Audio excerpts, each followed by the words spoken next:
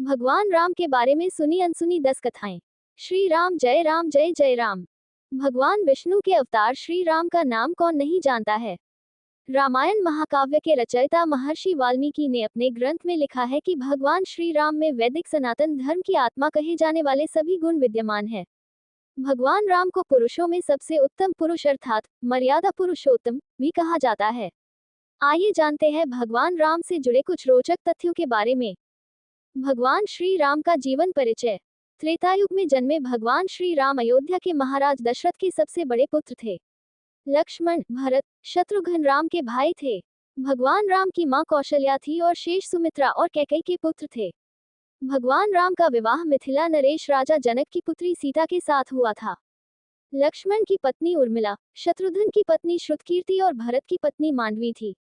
विवाह के पश्चात भगवान राम को राजा दशरथ ने रानी कैकेयी के कहने पर 14 वर्ष के लिए वनवास पर भेज दिया था, क्योंकि एक वचन के अनुसार कैकेयी राजा दशरथ से कुछ भी मांग सकती थी। तो रानी कैकेयी ने दासी मंदोदरी के उकसाने पर भरत को अयोध्या का राजा बनाने और राम को वनवास देने की इच्छा जताई और पिता की आज्ञा का पालन करके भगवान राम सीता और लक्ष्मण के साथ वन की ओर चले गए। ब्रह्मा, विष्णु तथा महेश में से भगवान विष्णु ने संसार की भलाई के लिए कई अवतार लिए हैं। भगवान विष्णु द्वारा कुल 10 अवतार लिए गए, जिसमें से भगवान राम 7वें अवतार माने जाते हैं और यह अवतार भगवान विष्णु के सभी अवतारों में से सबसे ज्यादा पूजनीय माना जाता है। भगवान श्री राम के बारे में महर्षि वाल्मीकि द्वारा अनेक कथाएं लिखी गई हैं। वाल्मीकि के अलावा प्रसिद्ध महाकवि तुलसीदास ने भी श्री राम के महत्व को लोगों को समझाया है। भगवान राम ने कई ऐसे महान कार्य किए हैं जिसने हिंदू धर्म को एक गौरवमय इतिहास प्रदान किया है। भगवान विष्णु ने राम बनकर असुरों का संहार करने के लिए पृथ्वी पर जन्म लिया। भगवान श्री राम ने मात्र घटाव पितृ भक्ति के चलते अपने पिता राजा दशरथ के एक आदेश पर 14 वर्ष तक वनवास काटा। नैतिकता, वीरता, कर्तव्य परायणता के जो उदाहरण भगवान राम ने प्रस्तुत किए, वह बाद में मानव जीवन के लिए मार्गदर्शक बन गए। एक कुशल और प्रजा हितकारी राजा थे राम। भगवान राम अपनी प्रजा को हर तरह से सुखी रखना चाहते थे। उनकी धारणा थी कि जिस राजा के शासन में प्रजा दुखी रहती है, वह राजा नरक भोगी होता है। महाकवि तुलसीदास जी ने रामचरितमानस में राम राज्य की विशद चर्चा की है। माना जाता है कि अयोध्या में 11,000 वर्षों तक भगवान राम का दिव्य शासन रहा। आदिवासियों के भगवान श्री राम। वनवास के दौरान भगवान श्री राम ने देश के सभी आदिवासियों और दलितों को संगठित करने का कार्य किया और उनको जीवन जीने की शिक्षा दी। उन्होंने देश के सभी संतों और उनके आश्रमों को राक्षसों, दैत्यों के आतंक से बचाया था। अपने 14 वर्ष के वनवास के दौरान भगवान राम ने भारत की सभी जातियों और संप्रदायों को एक सूत्र में बांधने का कार्य किया। चित्रकूट में रहकर भी उन्होंने धर्म और कर्म की शिक्षा दीक्षा ली। भगवान राम ने भारत भर में भ्रमण कर भारतीय आदिवासी, जनजाति, पहाड़ी और समुद्री लोगों के बीच सत्य, प्रेम, मर्यादा और सेवा का संदेश फैलाया और यही कारण था कि राम का जब रावण से युद्ध हुआ तो सभी तरह की अनार्य जातियों ने राम का साथ दिया।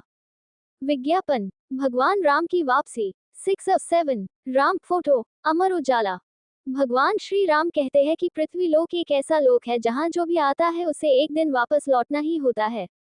ठीक इसी तरह श्री राम भी अपना मानवीय रूप त्याग कर अपने वास्तविक स्वरूप विष्णु का रूप धारण कर बैकुंठ धाम की ओर चले गए। विज्ञापन, भगवान राम के बारे में सुने अनसुने 10 किस्से।